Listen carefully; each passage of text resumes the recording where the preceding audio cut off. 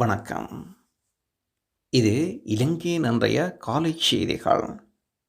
வட்டுவகல் பாலத்தடியில் குவிக்கப்பட்டிருக்கும் போலீசார். முல்லைத்தீவு மாவட்டம் வலிந்து காணாமல் ஆக்கப்பட்ட உறவுகள் கவனஈர்ப்பு போராட்டம் ஒன்றை மேற்கொண்டுள்ள நிலையில் அந்த பகுதியில் பாதுகாப்புகள் பலப்படுத்தப்பட்டுள்ளன. காணாமல் ஆக்கப்பட்ட உறவுகள் முல்லைத்தீவு மாவட்டத்தின் 8 வருடங்களுக்கு மேலாக நீதிகோரி போராட்டம் நடத்தி வரும் நிலையில் முல்லைத்தீவில் அமைந்திருக்கும் கோத்தபாயா கடற்படை முகாமுக்கு முன்பாக இந்த கவனஈர்ப்பு போராட்டம் நடத்தப்பட்டிருந்தது.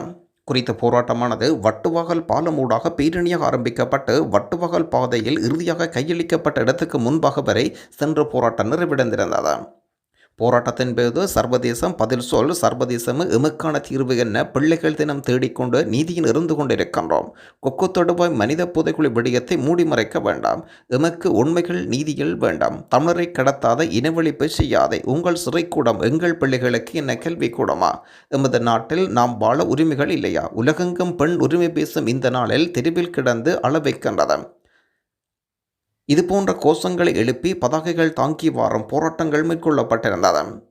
இதேவேளை போராட்டத்தின் போது வட்டுவகல் விகாரைக்கு செல்லும் வழியில் அதிகளவான போலீசார் கடமையில் ஈடுபட்டிருந்த விடயம் குறிப்பிடத்தக்கது. பௌத்த மக்களை நோக்கி ரணில் விக்ரமசிங்க நகர்த்திய காய்.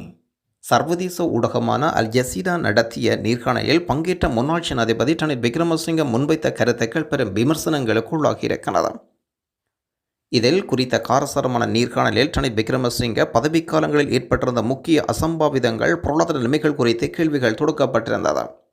பாதிக்கப்பட்ட தமிழ் மக்கள், காணாமல் ஆக்கப்பட்டோர் பற்றிய கேள்விகளுக்கு அவர் பொறுப்பற்ற விதத்தில் பதிலளித்தார். இந்த நாட்டில் பௌத்தர்களே பெரும்பான்மை இனத்தவர்கள். மகா சங்கத்தினருக்கு அடுத்து அதாவது கத்தோலிக்க திருச்சபையோ ஏனைய மதத்தவர்கள் என்றபடியான ஒரு கூற்றினை முன்னாள் ஜனாதிபதி முன்வைத்திருந்தார். ரணில் விக்ரமசிங்க தன்னை ஒரு பௌத்தர் என்று அடையாளப்படுத்திக் கொண்டு இவரான கருத்தை முன்வைத்துள்ளமை பௌத்த மக்களை தம்பசப்படுத்துவதற்கு தான் தேசிய மக்கள் சக்தியின் கொழும்பு மாவட்ட ஊடக இணைப்பாளர் ஜாஸ்டின் தெரிவித்திருக்கிறார். திருச்சிக்கும் யாழ்ப்பாணத்துக்கும் இடையில் சேவைகளை ஆரம்பிக்கும் இண்டிகோ.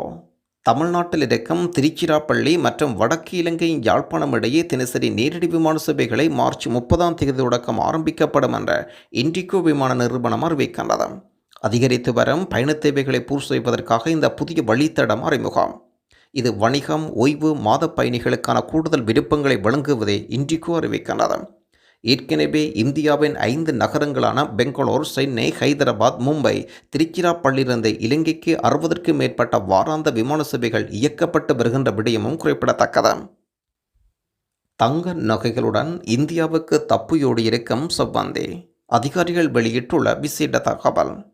கொழும்பு புதுக்கடை நீதிமன்றத்தின் உலக கும்பல் தலைவர் கனிமுர சஞ்சீவ சுட்டுக் கொள்வதற்கு மூளையாக செயல்பட்டதாக கருதப்படும் இளம்பெண் இசாரா செவ்வந்தி கடல் வழியாக படகின் மூலம் இந்தியாவுக்கு தப்பிச் சென்றிருக்கலாம் என்று போலீசார் குறிப்பிடுகின்றனர். சந்தேக நபர் மறைந்திருந்ததாக நம்பப்படும் சுமார் 200 இடங்களில் தேடுதல் நடவடிக்கை மேற்கொள்ளப்பட்ட போதிலும் செவ்வந்தி தொடர்பில் எந்த தகவலும் கண்டுபிடிக்க முடியவில்லை.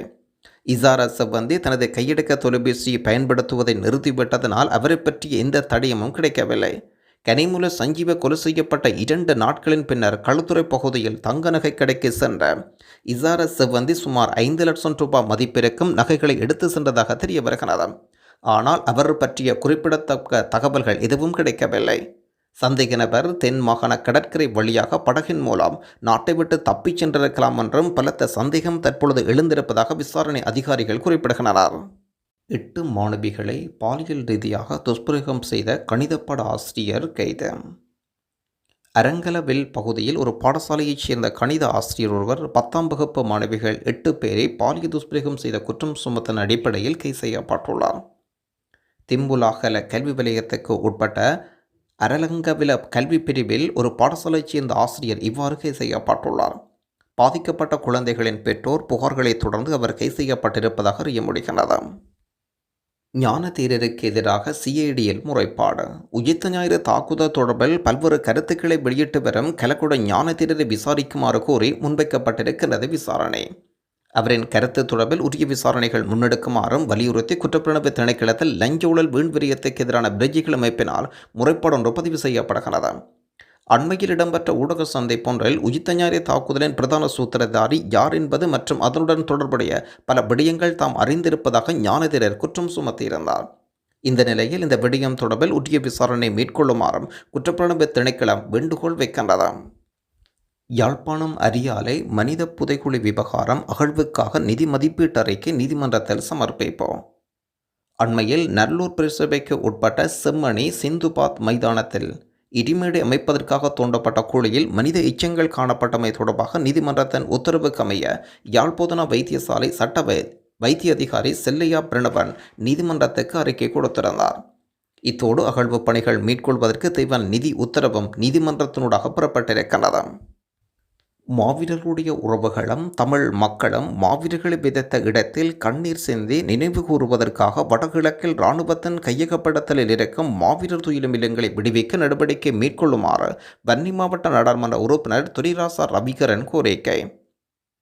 2025 ஆண்டுக்கான வரவு செலவு திட்ட போக்குவரத்து நெடுஞ்சாலைகள் துறைகள் தொடர்பான விவாதத்தில் உரையாற்றும் போது இந்த கோரிக்கையை அவர் முன்வைக்கின்றார். இறந்தவர்களை நினைவு கூறுவது என்பது அந்த சமயங்களுக்கேற்ப மக்கள் செய்து வருவது வழமை. எங்களுடைய மக்கள் வடகிழக்கில் நினைவு நாளாக நவம்பர் 27 அன்று துயிலும் இல்லங்களிலும் மே 18 அன்று முள்ளிவாய்க்காலிலும் நினைவு கூறுவார்கள். கடந்த வருடம் உங்களுடைய ஆட்சியில் தடையில்லாமல் உணர்வுபூர்வமாக நவம்பர் 27 நாளை நிம்மதியாக நினைவு கூர்ந்தார்கள். துயிலும் இல்லங்கள் சிலவற்றில் இராணுவத்தினர் இருக்கின்றனர். இராணுவத்தினர் எண்ணிக்கையும் வடகிழக்கில் அதிகமாகவும் முல்லைத்தீவில் இன்னும் சற்று அதிகமாகவும் 2 மக்களுக்கு ஒரு படையினர் என்ற அச்சம் காரணமாக இராணுவத்தினர் குவிக்கப்பட்டுள்ளனர். மக்கள் தங்களுடைய உறவுகளை எண்ணி நினைத்து ஒரு சொட்டு கண்ணீர் சிந்தி எமது மனத்தை ஆறுதல் படுத்துவதற்காம் இராணுவம் அத்துமீறி கையகப்படுத்தி வைத்திருக்கும் முள்ளியவிளை அளம்பேல் தேராவில் ஈச்சங்குளம் உட்பட்ட வடகிழக்கில் இருக்கும் இன்னும் சில துயிலும் இல்லங்களை விடுவியுங்கள். வடகிழக்கு தமிழ் மக்களின் சார்பாக இந்த கோரிக்கை முன்வைப்பதாக தெரிவிக்கின்றார் ரவிகரன். ரணில் விக்ரமசிங்கவின் குடியுரிமையை ரத்து செய்ய வேண்டாம். இலங்கை முன்னாள் ஜனாதிபதி ரணில் விக்ரமசிங்கவின் குடியுரிமை ரத்து செய்ய ஜனாதிபதி அனுரகுமார அரசாங்கம் நடவடிக்கை எடுக்க வேண்டும் என்ற மக்கள் போராட்ட கூட்டணி தெரிவிக்கின்றது. நாடாளுமன்றத்தில் கொடுத்த அல்லது பரிந்துரை அமுல்படுத்துவதன் மூலம் மட்டுமே இதை செய்ய முடியும் என்றும் தேசிய அமைப்பாளர் துமிந்த நாகம சுட்டிக்காட்டுகின்றார். ரணில் விக்ரமசிங்க வெளிநாட்டு ஊடகங்களுடன் நடத்திய விசேட கலந்துரையாடலில் இந்த அறிக்கை செய்யப்படவில்லை என்றார். எனவே இந்த அறிக்கை கொடுப்பது தொடர்பாக அரசாங்கத்தின் கடமை என்றும் சொல்லப்படுகின்றது. மக்கள் விடுதலை முன்னணியின் பெரும்பாலான பிரதித்துவம் இந்த அரசாங்கம் அந்த பணியை செய்கின்றதா என்பதை மிகவும் ஆர்வமாக கவனித்து வருகின்றோம் என்றும் அவர் கொழும்பில் நடந்த ஊடக சந்திப்பில் குறிப்பிடுகின்றார். கஞ்சிக்காக வரிசையில் நின்ற குஞ்சுகளை சிங்கள வல்லூறுகள் குண்டு போட்டு கொன்றதை மறப்பது எப்படி? ஆபத்துக்கள் வருமென்று தெரிஞ்சும் கஞ்சி எங்கே கொடுக்கின்றார்கள், அங்கே பல மணித்தியாலங்கள் காத்திருந்து பசியாற்றினார்கள்.